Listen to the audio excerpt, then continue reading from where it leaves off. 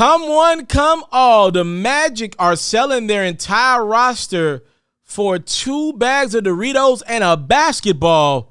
The Orlando Magic, right before the trade deadline, shipped a guard that had been very synonymous with that organization over the last few years. Evan Fournier is going to the Boston Celtics. We're going to talk Boston really quickly here. For a second-round pick, Danny Ainge continues just to steal. I mean, he is a thief. He only does trades when he feels like he can steal from another team. That's the only time you get Danny Ainge to make a move. Celtics have had all these picks over the years, the last decade, and more times than not, Danny Ainge don't do anything unless he feels like he can steal from your team, and he did that. This is highway robbery, what he got from the Orlando Magic. I literally was just watching the Magic play the Suns last night, and ironically, Evan Fournier knocks down the game winner, and now he sees himself in Boston. Speaking of the Celtics, this is funny, right? The Celtics were just in Milwaukee last night, and another move that the Celtics made, this is one of the most hilarious moves I've ever seen in my life. Daniel Theis got a chance to beat the Bucks at the buzzer. He missed a game-winning three-pointer. Now, this is after the Celtics came all the way back, led by Kemba, Tatum, and Brown last night. And with like 2 seconds to go, somehow, some way, Daniel Theis ended up with a look to win the game. He took the shot. It's not his fault. He just got open. Now, maybe you could say, yo, Brad Stevens shouldn't have had him in the game. Whatever the case may be, Theis misses the shot, and he's also on the move. Now, this has been the Celtics starting center for the last couple of years.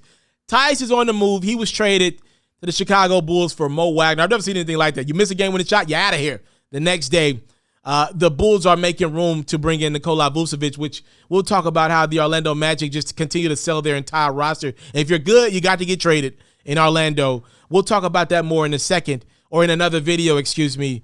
But for Boston, they did something at the deadline, acquiring Mo Wagner and then also acquiring Evan Fournier. Fournier's a guy that he can be impactful. He's playing meaningful basketball now. And what you like to see is shooters get put on teams that can win.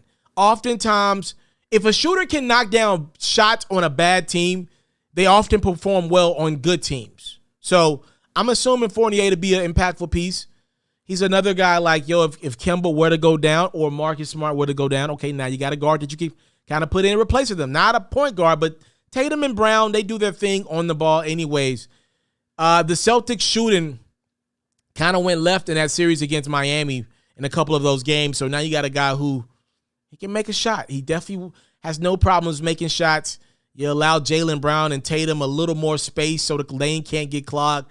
I still believe the Celtics should have went big game hunting. Hell, you were able to fleece the Magic for Fournier. You're telling me you couldn't fleece the Magic in the same call for Aaron Gordon? Like we just saw Gordon he's in Denver now. For Gary Harris, you're telling me if you're the Boston Celtics, you didn't have anything more than Gary Harris and RJ Hampton to give the Orlando Magic? I believe you did. I don't care what it would have took. Even if it would have took Kemba, I said that. If it would have took Kemba to get a deal done, I would have taken Evan Fournier and Aaron Gordon, made Marcus Smart my starting point guard, and figured it out.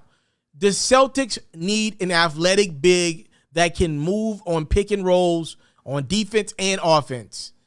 I don't think you feel that need. Actually, I feel like you got a little worse on defense bringing in Mo Wagner over Daniel Theis. Theis missed a shot, so what? He was a good player. They need a great defensive player, though, to me, to get over the hump. I'm not mad at what the Celtics did. I just think they could have expanded it. Like, what are we doing here? Are we trying to win this year or not?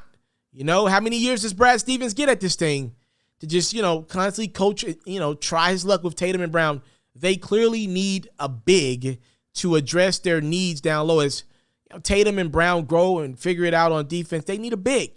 They didn't do that, but they did do something. Let me know what you think in the comment box below. The Celtics get Evan Fournier from the Orlando Magic. Catch full new episodes of FERRO's music-based platform every day only on YouTube at It's Mr.Taliaferro. You can also find clips, updates, giveaways, and more on Facebook, Instagram, and Twitter, also at It's Mr.Taliaferro. For all basketball fans, make sure you tune in to FERRO's daily highlights, reports, and commentary on YouTube at FERRO, and even more updates on Facebook, Instagram, and Twitter at FERRO as well.